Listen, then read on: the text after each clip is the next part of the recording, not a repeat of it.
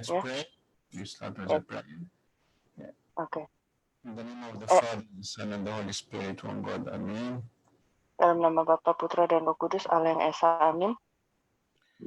Thank you, God, for the gift of life. Terima kasih Allah untuk hadiah kehidupan daripadamu. We thank you that we have been chosen among the whole world Terima kasih bahwa kami telah dipilih dari seluruh dunia to know the truth, untuk mengenal kebenaran, to carry on your message among the whole world. sorry, I cannot hear you, Abuna.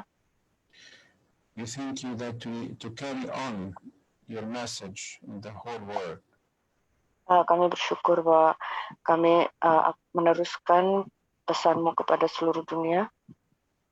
We ask you to be here with us today, Kami memohon padamu untuk bersama dengan kita hari ini.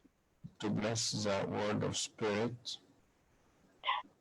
Biarlah Engkau memberkati perkataan dari rohmu, to enlighten our heart and minds, menerangi pikiran kami, that we understand sehingga kami memahami the message to St. Paul to his disciple Philemon. pesan yang disampaikan Rasul Paulus kepada muridnya Filemon. Bless us, Sorry, Buna.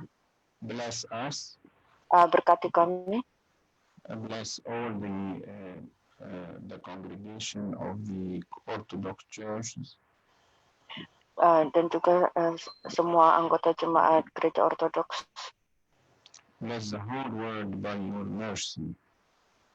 dan berkati seluruh dunia dengan belas kasihan-Mu. Hear us when we pray thankfully, our Father who art in heaven, hallowed be thy name. Bapa kami yang di surga, dikuduskanlah nama-Mu, datanglah kerajaan-Mu, jadilah kehendak-Mu di bumi seperti di surga. Berikanlah kami pada hari ini makanan kami yang secukupnya, dan ampunilah kami akan kesalahan kami, seperti kami juga mengampuni orang yang bersalah pada kami, dan janganlah membawa kami ke dalam pencobaan, tapi lepaskanlah kami daripada yang jahat, dalam Kristus Yesus Tuhan kami, karena Engkau yang punya kerajaan, kuasa, dan kemuliaan sampai selama-lamanya. Amin. سلام يا بونا، بنستأذن قدسك لو ينفع يعني تتكلم في السماعة عشان الصوت مش واضح خالص يعني، لو ينفع يعني.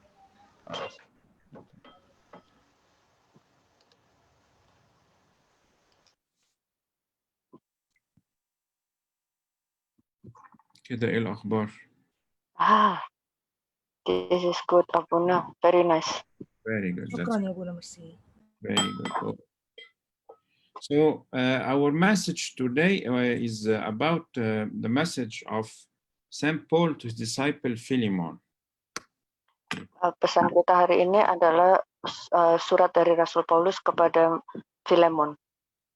Yes, you know, St. Paul, he was very kind and very smart with his disciples. Kita tahu bahwa Rasul Paulus itu sangat baik dan sangat pintar kepada para murid-muridnya. He never appointed a disciple and left him. Ya, dia tidak pernah mengangkat seorang murid terus kemudian meninggalkannya. He was always following them and keep messaging them and keep advising them. Ya, dia terus mengikuti mereka, memberi pesan dan memberi saran-saran kepada mereka.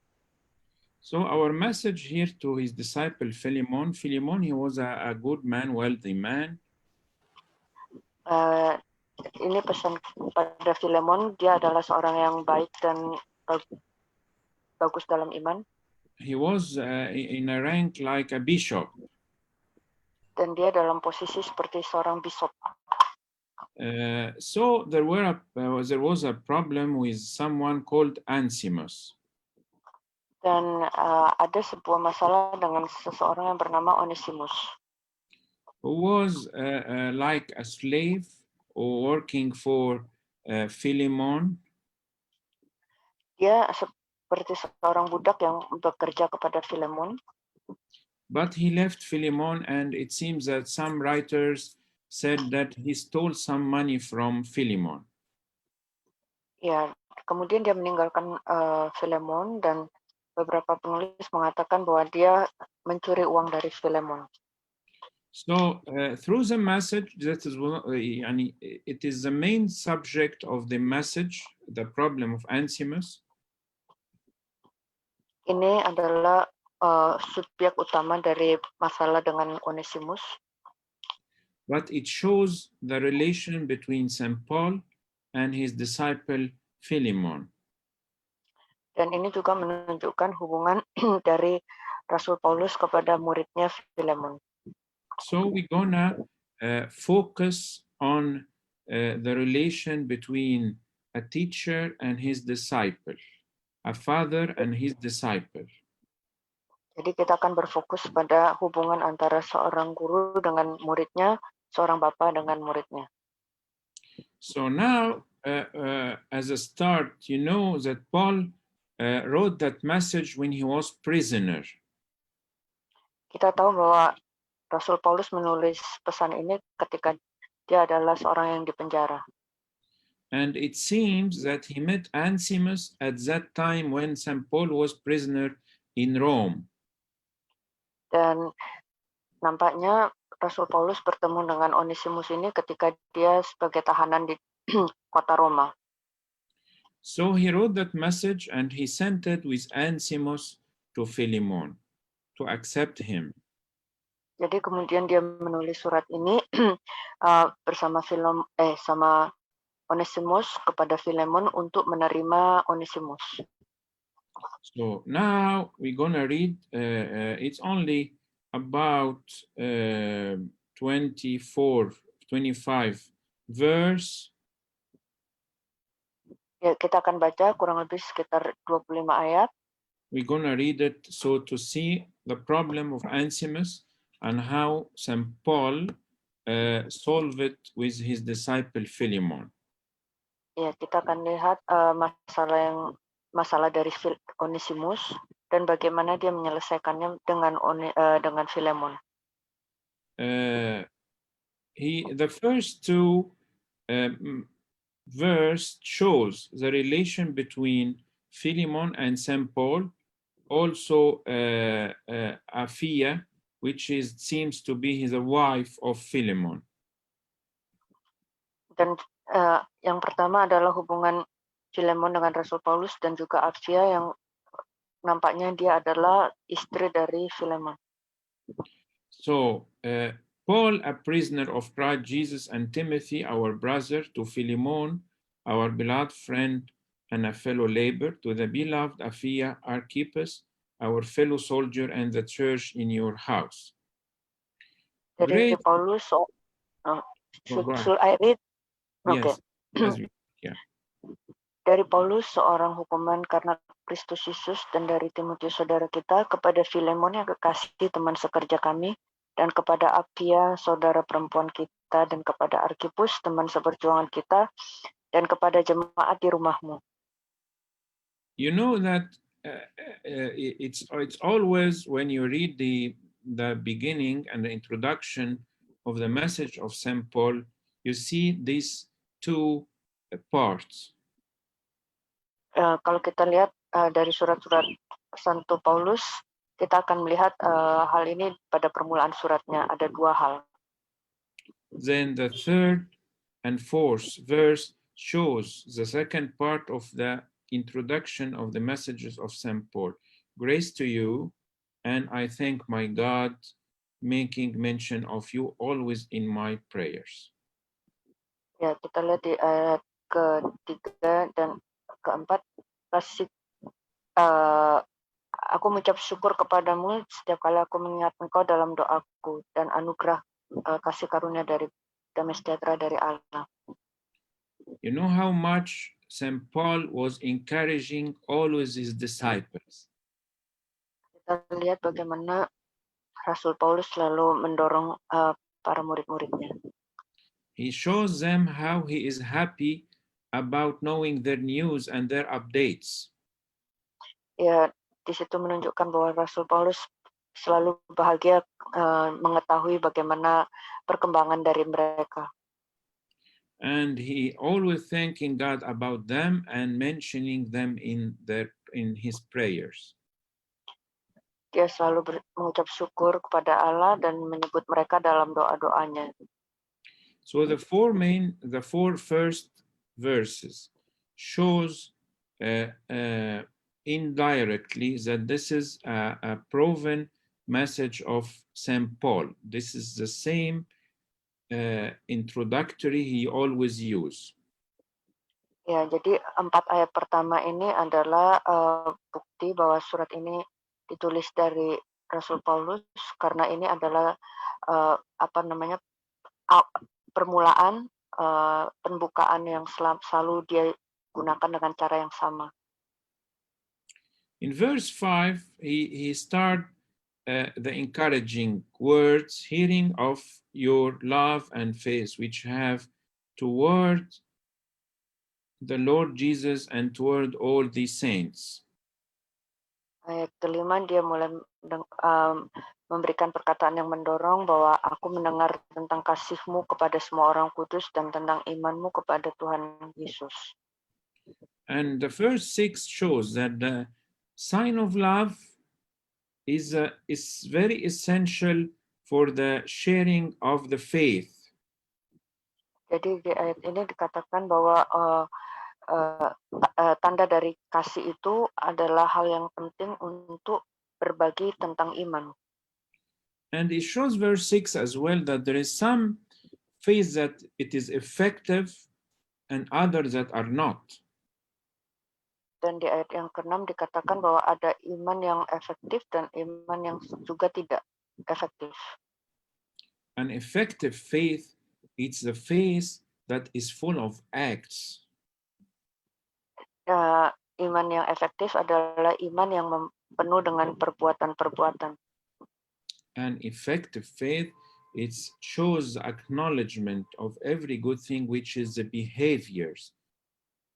Ya, iman yang efektif itu menunjukkan pemahaman tentang hal yang yaitu adalah perilaku kita. So when you are a disciple, or even if you are a teacher, the sign of growth of the faith is the acts and the behaviors. Ya, jika kita adalah seorang murid ataupun guru, tanda bahwa iman itu bertumbuh adalah sikap dan perilaku kita. Sometimes we measure our faith by the appearance. Kadang-kadang kita mengukur iman kita dengan penampilan. By going to church or attending the Bible study, Dengan pergi ke gereja atau menghadiri pendalaman Alkitab. But the effective faith is a sign, the real effective acts of love and good behaviors. Sedangkan sebenarnya iman yang efektif itu adalah tindakan yang penuh kasih dan perilaku yang baik. In verse 7 shows how the love of Philemon and his effective faith was kind of refreshing and kind of relieving to the saints. Di ayat ke-7 bagaimana kasih dari Filemon dan iman yang efektif itu memberi penghiburan bagi orang-orang kudus. When Paul said to Philemon that the hearts of the saints have been refreshed by you, brother. Dikatakan bahwa hati orang-orang kudus itu dihiburkan olehmu, saudaraku. So you know me as a priest and a servant of the word of God. Misalnya saya sebagai seorang abuna dan sebagai pelayan dari firman Allah. I have to act for refreshing the hearts of the saints, the church members. Saya harus bertindak untuk menghiburkan hati daripada orang-orang kudus dan juga anggota dari gereja. This reflect my real faith and my real acts of love. Ini menyatakan iman sayang sebenarnya dan juga kasih sayang sebenarnya. Although indirectly, Walaupun tidak secara langsung, St. Paul is starting to please his disciple to accept Antimus. dengan tidak langsung dia sebenarnya memohon untuk muridnya untuk menerima Onesimus. For sure, he is speaking the truth.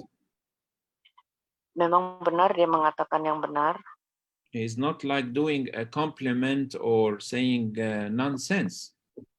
Dia bukan sekedar memuji atau berbicara omong kosong. And he is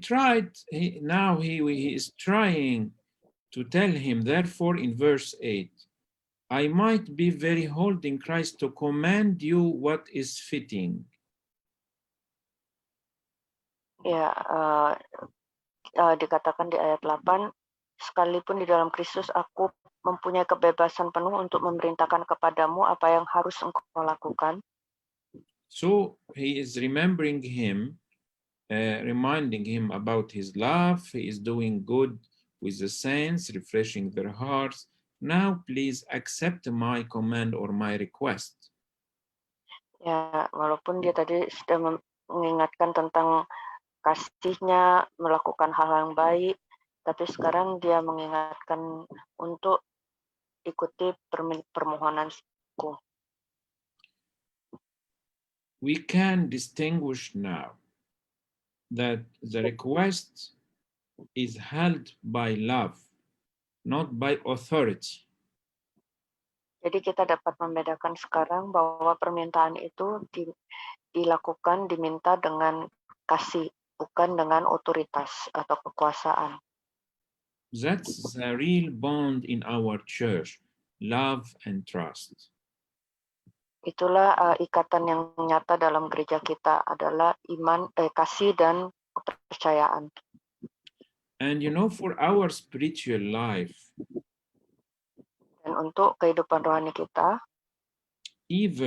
the devil by himself is trying to break these bonds between any father and his spiritual son. Ya, jadi setan itu selalu berusaha menghancurkan ikatan yang seperti ini antara bapak dengan anak-anak rohaninya. He's trying to break that relation by judging. Dia selalu berusaha menghancurkan hubungan itu dengan cara penghakiman. Like what happened with Moses and Aaron in the Sinai. Ya, seperti yang terjadi kepada Musa dan Harun ketika di Sinai. When the three people, Korah, Dathan, and Abiram, they said, we love to be priests like Aaron. Why Harun? Why only Harun? Ya, ketika ada 3 orang, Korah, Datan, dan Abiram, mereka berkata bahwa kita juga ingin menjadi seorang imam, kenapa hanya Harun? When the bond of love and trust is broken, ketika ikatan kasih dan kepercayaan itu hancur, the relation between the teacher and the disciple is very weak. Then the evil now he is a boss.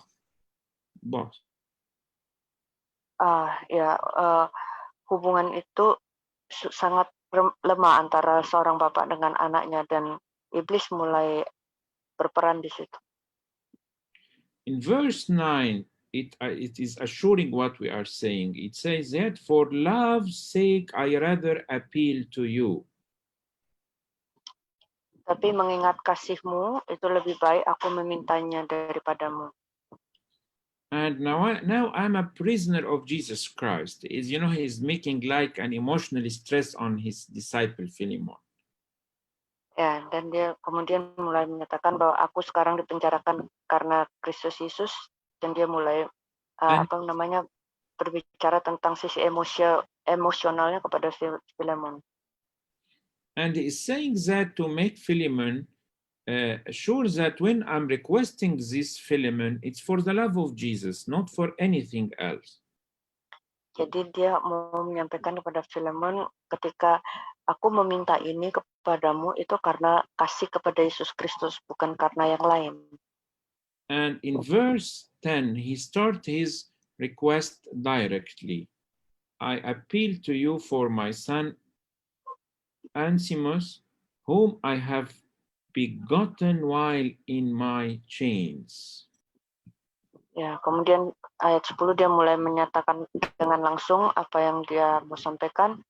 Aku mengajukan permintaan kepadamu mengenai anakku yang kudapat selagi aku dalam penjara, yakni Onesimus. So he called his Ansimus his son. Dia memanggil Onesimus ini adalah anaknya. Who once, in verse 11, who once was unprofitable to you, but now he is profitable to you and to me. Dahulu memang dia tidak berguna bagimu, tetapi sekarang sangat berguna baik bagimu maupun bagiku. And I am sending him back, you therefore receive him, that is my own heart. Dia kusuruh kembali kepadamu, dia yaitu buah hatiku. You know, it shows here the love of St. Paul to every man and everyone who knew Jesus Christ by the words and by the preaching of St. Paul. Dan dari sini kita lihat bahwa kasih Santo Paulus kepada setiap orang melalui pemberitaan firman yang disampaikan dari Yesus Kristus kepada semua orang. Like that, we are hearing these words from Jesus Christ himself when he's calling everyone my beloved sons. I won't call you slaves anymore, but brothers. You are my beloved brothers. Seperti seperti dikatakan dari Tuhan Yesus Kristus sendiri mengatakan bahwa anak-anakku yang terkasih. Jadi mulai sekarang aku tidak memanggilmu sebagai hamba, tapi sebagai saudara-saudaraku yang terkasih.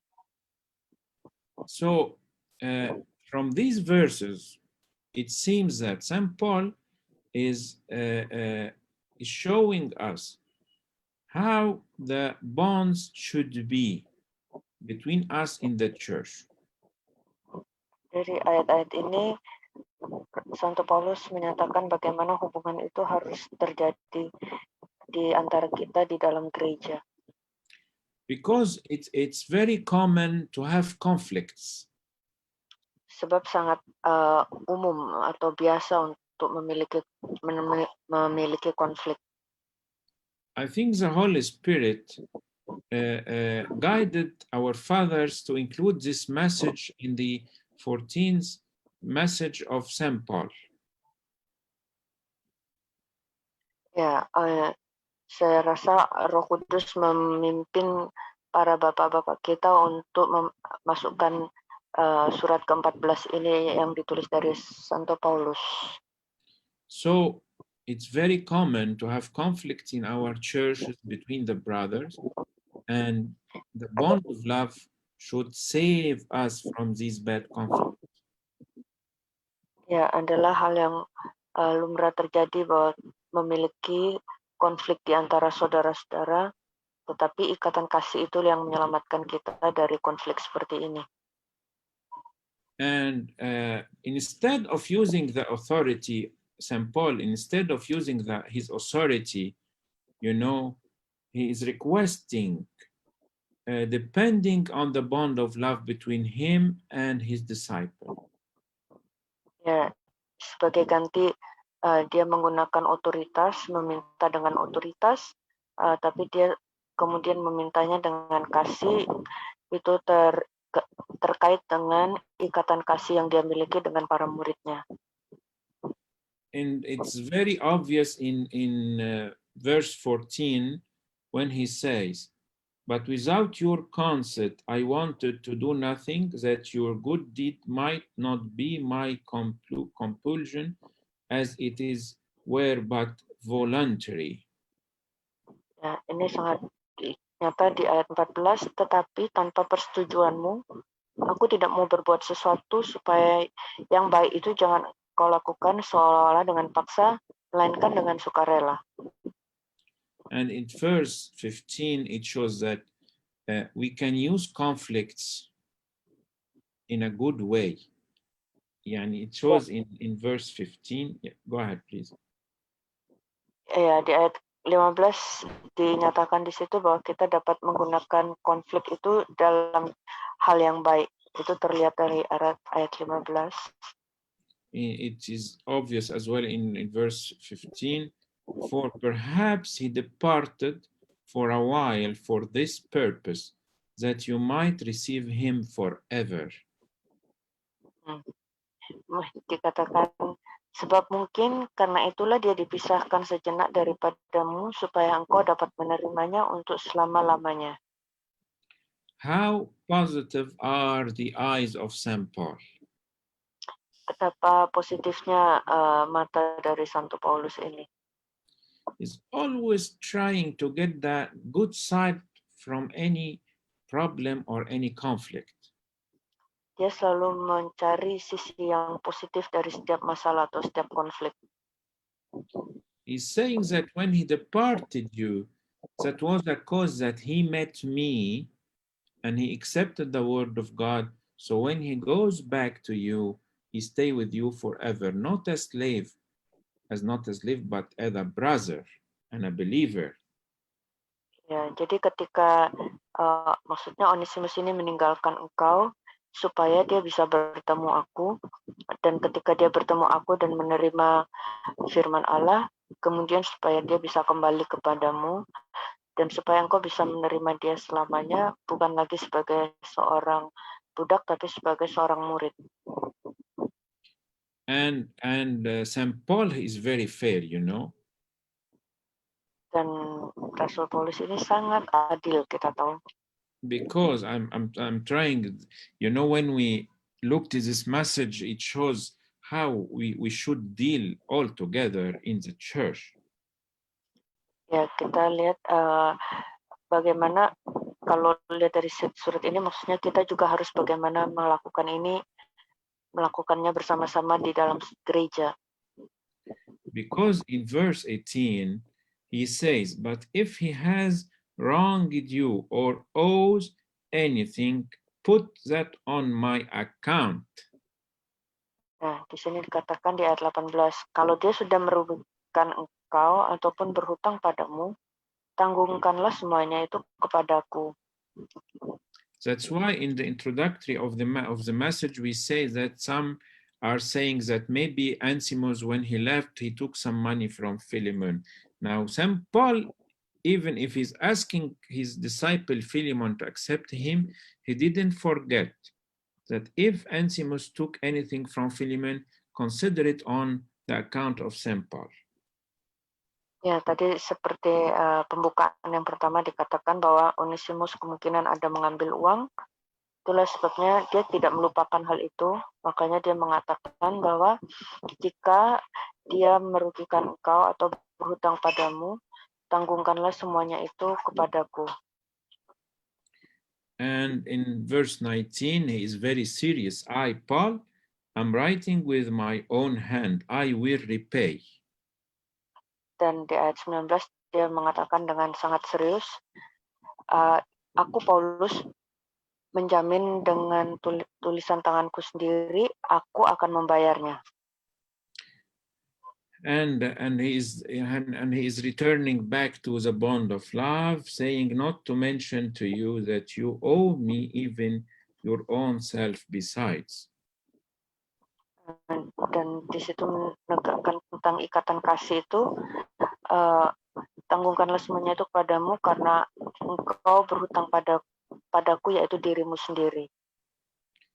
And he is saying that verse 20 is very nice one, because it shows when me as a priest or a servant or a member in a church, di ayat 20 dia mengatakan hal yang sangat indah.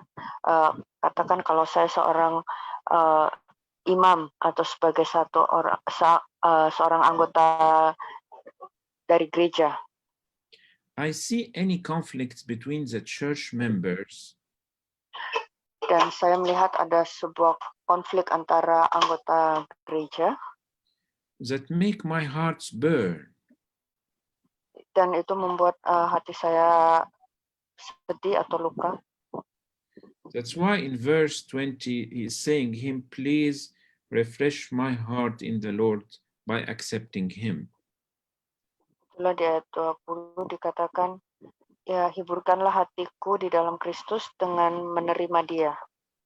Having confidence in your obedience, I write to you, knowing that you will do even more than I say, the bond of love and the bond of trust again. Verse 21. Ya, di ayat 21, dengan percaya kepada ketaatanmu, kutuliskan ini kepadamu. Aku tahu lebih daripada permintaanku ini akan kau lakukan. Ini adalah sebuah ikatan kasih dan ikatan kepercayaan sekali lagi. And he is saying about the final four verses about that he might come, or and the final phrases and mentioning Saint Mark and Saint Luke and all the people that they were with him.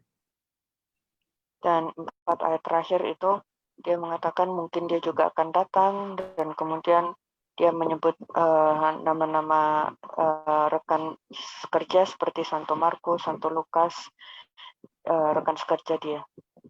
So if we are thinking about putting a title for this one chapter, Kalau kita berpikir untuk memberikan judul pada satu pasal ini, we can say a request of love. kita dapat mengatakan ini adalah sebuah permintaan kasih. We can say how to handle conflicts between church members. Dan kita juga bisa mengatakan bahwa ini bagaimana untuk menghadapi masalah di antara jemaat gereja. We can say love and trust the bonds between a master and his disciple. Ya, adalah kasih dan kepercayaan hubungannya antara seorang guru dengan muridnya. We can say as well that everyone is important to the heart of St. Paul. Ya, dan kita juga bisa mengatakan bahwa setiap orang itu sangat penting di dalam hati Santo Paulus.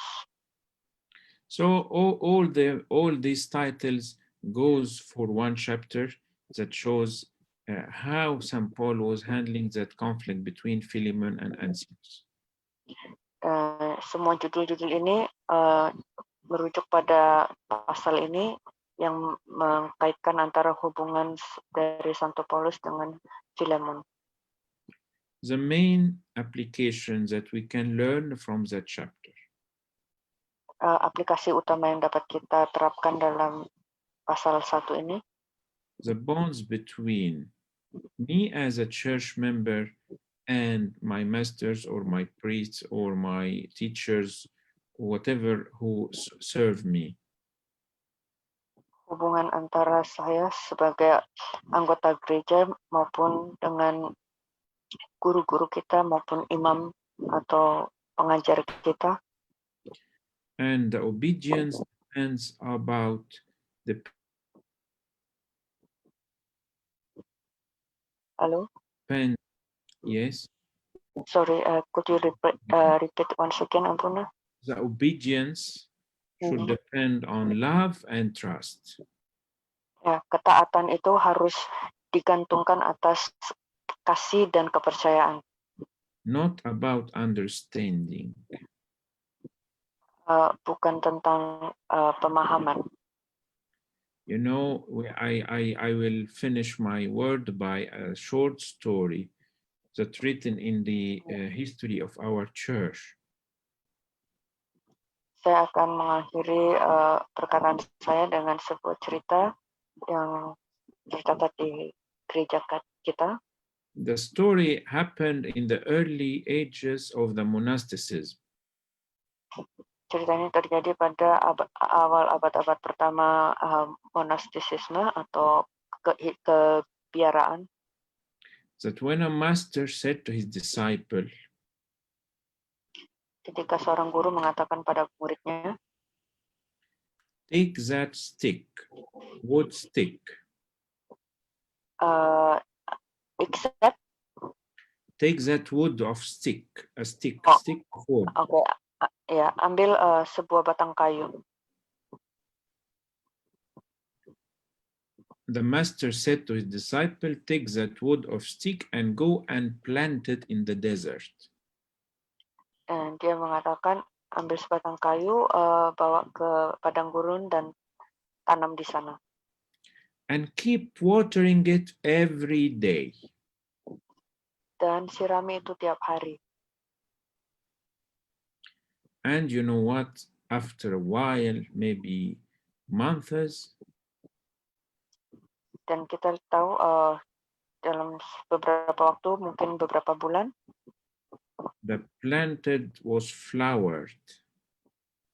The wood stick gave flowers. dan batang kayu itu akan memberikan bunga-bunga. And became a tree. Dan kemudian menjadi sebuah pohon. That was the fruit of the obedience. Itu adalah buah dari ketaatan. Please, we as believers and early believers, Kita sebagai orang percaya dan orang percaya mula-mula have the discipleship spirit. kita memiliki semangat pemuritan. It's very important. Okay? Dan itu sangat penting. Thank you. Terima kasih.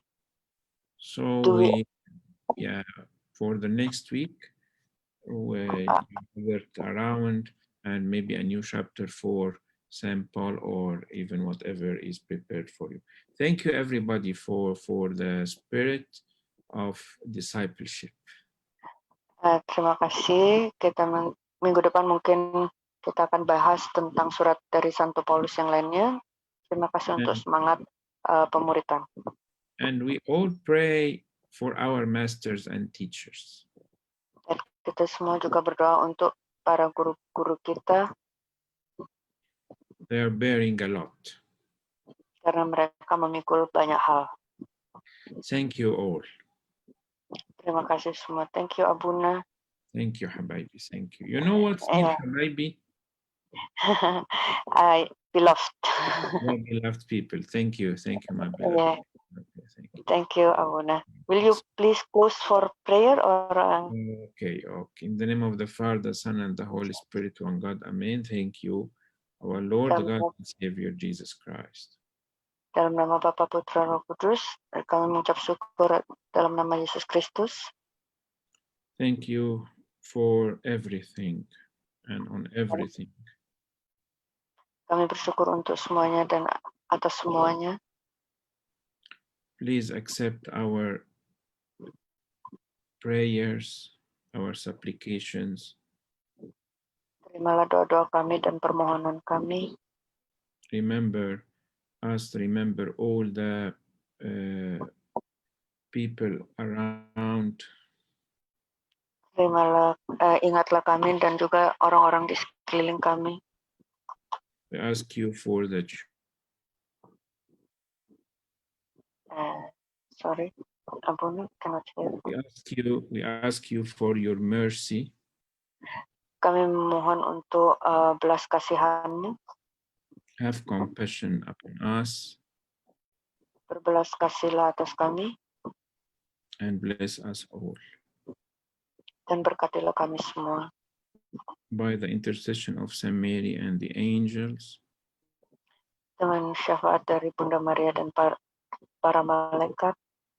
Hear us when we pray thankfully, our Father who art in heaven.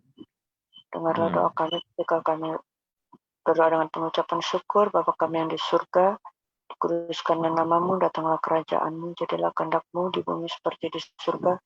Berikanlah kami pada hari ini makanan kami yang secukupnya, dan ampunilah kami akan kesalahan kami, Seperti kami juga mengampuni orang yang bersalah kepada kami, dan janganlah membawa kami ke dalam pencobaan, tapi bebaskanlah kami daripada yang jahat dalam Kristus Yesus Tuhan kami, karena Engkau yang punya kerajaan dan kuasa dan kemuliaan sampai selama-lamanya.